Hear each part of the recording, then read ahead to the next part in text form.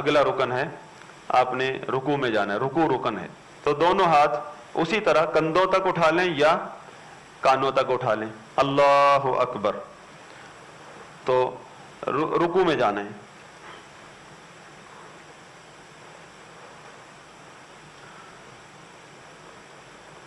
ہاتھ بندھے ہوئے تھے اس طرح، اللہ اکبر یا اللہ اکبر۔ پہلے میں رکوع مجھے آگے سے دیکھ لیں آپ، یہ رکوع میں، رکوع کرنا تو رکن ہے۔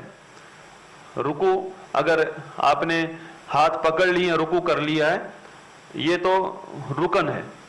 اس میں اور چیزیں بھی ہیں جو مستحبات میں ہیں، جو تفصیل ہے رکوع کے اندر، کہ آپ کی کمر اور سر برابر ہونا چاہیے، اور آپ نے دونوں ہاتھوں سے گھٹنوں کو پکڑنا چاہیے۔ اور اب یہ دیکھیں میں نے گھٹنے پکڑ لیے ہیں، دونوں ہاتھوں سے پکڑے ہیں، اور میرے بازو جو ہیں وہ سیدھے ہیں، اور آپ میری کمر دیکھ سکتے ہیں، اگر کہیں ٹیڑھ ہے تو بتائیں۔ نظر کہاں ہونی چاہیے؟ سجدے کی جگہ پر۔ اب سجدہ تو آپ وہاں کرتے ہیں تو یوں، یہ ساری سجدے کی جگہ ہے، آپ کے پاؤں سے لے کر جہاں آپ پیشانی ٹیکتے ہیں ساری سجدے۔ کئی لوگ ہم نے دیکھا یوں کر کے، انہوں نے سنا سجدے کی جگہ پر ہونی چاہیے، سجدہ وہاں ہے۔ تو سجدے کی جگہ مطلب جہاں اعتدال کے ساتھ جہاں آپ کی نظر جا رہی ہے تو وہاں زمین پر سجدے کی جگہ پر رکھیں۔ اب اس کے بعد جو رکن ہے وہ رکن ایک رکن ہے، رکوع کے اندر اطمینان کرنا رکن ہے، اور اس کے اندر کم از کم سبحان ربی العظیم ایک دفعہ پڑھنا واجب ہے۔ باقی دعائیں آپ جتنی مرضی پڑھیں، جتنا مرضی لمبا رکوع کر لیں، پھر کہیں سمی اللہ لمن حمیدہ، تو کانوں تک یا کندھوں تک۔ تو یہ سمی اللہ لمن حمیدہ، سر اٹھایا، رکوع کے بعد کھڑا ہونا، یہ کیا ہے؟ جی واجب ہے۔ اور جو رکوع سے یوں سمی اللہ لمن حمیدہ، ان کی نماز ہو گئی؟ یا ابھی مجھے دیکھیں، سمی اللہ لمن حمیدہ ربنا ولک الحمد،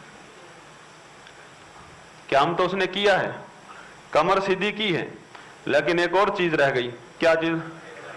اعتدال رہ گیا، کہ اصل یہ رہ جاتا ہے لوگوں سے کہ ہم تو کر لیتے ہیں، دیکھیں سمی اللہ لمن حمیدہ، کھڑا تو ہوا ہے لیکن اعتدال نہیں کیا۔ دو رکن ہے یہاں، سمی اللہ لمن حمیدہ کے بعد دو رکن ہیں، ایک تو سیدھا کھڑا ہونا اور دوسرا اعتدال۔ اکثر لوگ کھڑے تو ہو جاتے ہیں، اعتدال نہیں کرتے۔ اب یہاں کی کیفیت، یا تو جو آئمہ ذکر کرتے ہیں کہ ہاتھ باندھیں، اور کئی اہل علم جو ہاتھ نہیں باندھتے۔ اس میں آئمہ کرام جو ہیں ان کا، اہل علم، ان کا اختلاف کسی اصول کی بنا پر ہو جاتا ہے۔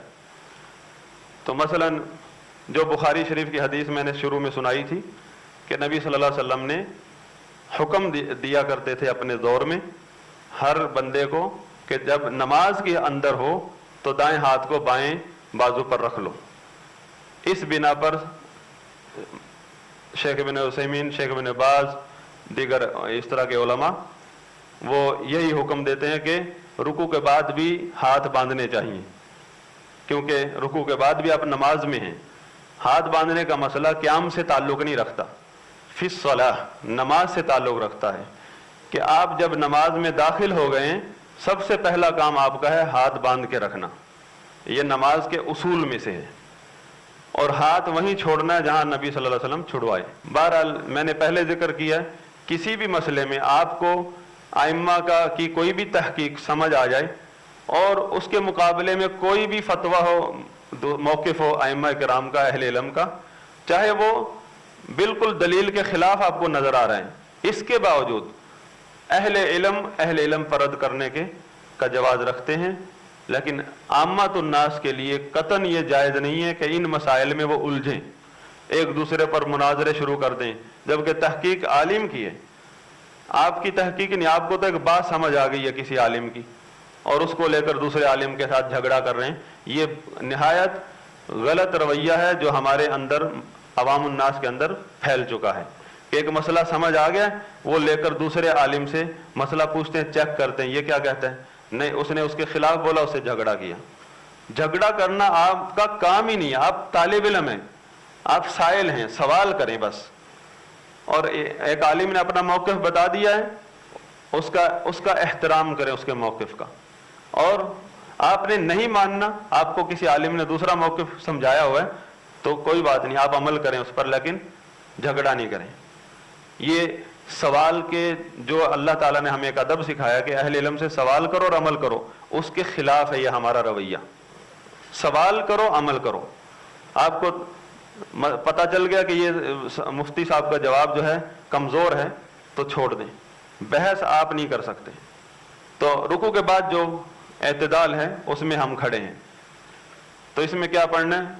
एक अब वाजिबात है यहाँ, समी अल्लाहु लिमन हमिदा वाजिब है, रब्बाना वलकल हम्द या रब्बाना कम अज़ कम रब्बाना लकल हम्द ये कहना वाजिब है। आगे लंबी लंबी दुआएं खड़े हैं। अब इसमें अगर हम सिर्फ इतना पढ़ें, सिर्फ वाजिब अदा करें तो कितना होगा? रब्बाना लकल हम्द, इतनी देर हम खड़े हैं। तो आगे लंबा क्या हम कर सकते हैं?